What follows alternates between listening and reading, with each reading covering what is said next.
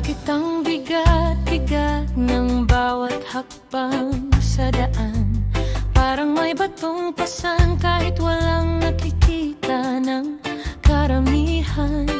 Pag sinilip ko ang puso, doon ko natagpuan mga inis at tampo na matagal nang pinagtaguan.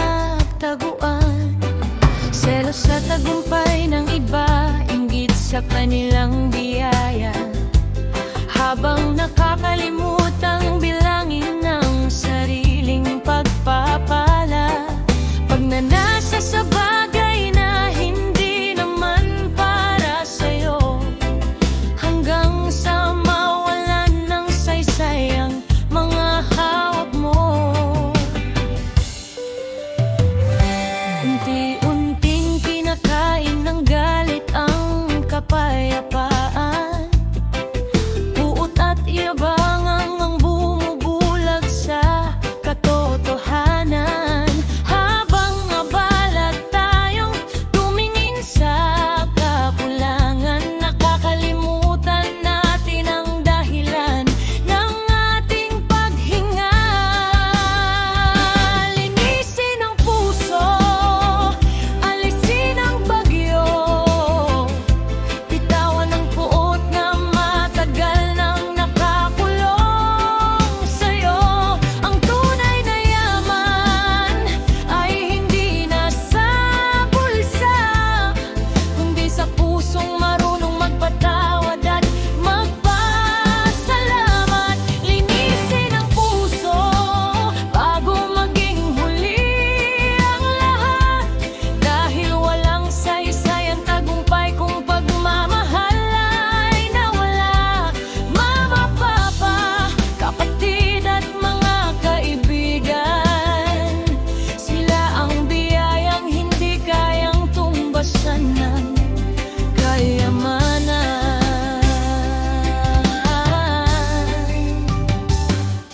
May mga taong mas mayaman, mas maganda ang buhay, ngunit may mga sugat ding hindi nila maipakita sa tunay. Kaya bakit ka maiinggit sa nakikita mong larawan, kung hindi mo naman alam ang kanilang pinagdadaanan? May mga anak na may bahay ngunit walang tahanan. May mga magulang na buhay pero kulang sa kumustahan. May magkakapatid na magkalapit ang tirahan, ngunit ang pagitan ng puso'y parang karagatan. Kapag galit ang itinanim, galit din ang aanihin. Kapag pagmamahal ang ibinigay, kapayapaan ang darating. Hindi sukatan ng pera, posisyon o pangalan. Pagdating ng huling araw, lahat tayo'y iiwan ng mundong ginagalawan. Kaya habang may oras pa at may pagkakataon, humingi ng tawad at magbigay ng kapatawaran, dahil ang pusong malinis ang